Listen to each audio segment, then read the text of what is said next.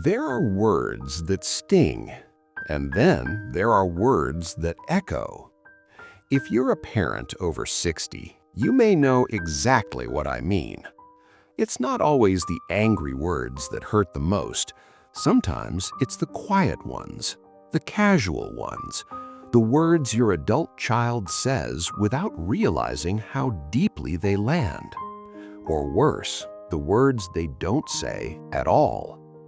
Today, I want to talk about those unspoken words, the ones adult children say or imply that hurt parents more than they will ever know. Not to place blame, but to bring understanding and maybe a little healing. For many years, I've listened to parents reflect on their relationships with adult children, not in moments of conflict, but in moments of quiet honesty. In retirement communities, in counseling offices, in conversations that begin with, "I don't think they meant it, but it still hurt." Psychologists remind us that parents never stop being emotionally sensitive to their children, even when those children are grown. This story is drawn from that truth. Robert was 74 when he first noticed the silence. It wasn't sudden, it crept in slowly. His daughter still called, still visited on holidays, still smiled and hugged him at the door, but something was missing. One afternoon, while helping her pack up to leave, Robert said gently, "You can call any time, you know." She smiled, distracted, and replied, "I know, Dad, things are just busy right now." Busy. That word stayed with him long after her car pulled away. Let's slow Robert's story down. Situation. Robert had been a steady father, not perfect, but present. Desire. He didn't need praise, he just wanted to feel included in his daughter's life. Conflict.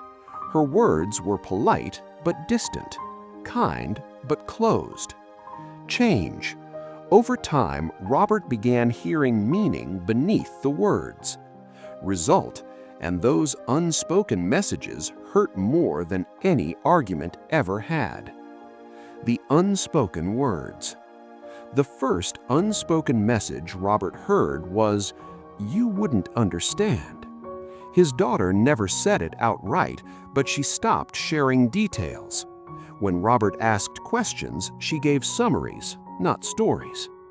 Psychologists call this emotional filtering, when adult children protect themselves by withholding depth. To Robert, it felt like being quietly dismissed. The second unspoken message was, "You're no longer essential." She didn't mean it cruelly, she simply didn't need advice anymore, didn't ask for help, didn't lean on him the way she once had. Research shows that parents often experience a loss of identity when adult children stop needing them, even when the relationship is healthy. Robert felt useful but not needed, and that hurt more than he expected. The third unspoken message was, "I don't want to disappoint you." When his daughter avoided certain topics, relationships, struggles, doubts, Robert assumed she didn't trust him. In truth, she was protecting him. But silence often sounds like rejection to a parent's heart. The fourth unspoken message was, "You had your chance." This one hurt the most. It appeared in small comments. "You wouldn't do things that way now. Times were different back then." She wasn't accusing him. She was drawing a line between generations. But Robert heard finality, as if his role had quietly expired. The fifth unspoken message was, "I'm closer to others now." Robert noticed it during gatherings. Inside jokes he wasn't part of, stories he hadn't heard. He smiled, he stayed quiet, but inside he grieved something no one else could see. The sixth unspoken message was the hardest of all. "I don't need to explain myself to you anymore." Boundaries are healthy. Independence is necessary. But when explanation disappears completely, parents can feel shut out of their child's inner world. Robert didn't want control. He wanted connection. Research in family psychology helps explain this pain. According to studies on intergenerational relationships, adult children often reduce emotional sharing, not out of resentment, but out of self-protection.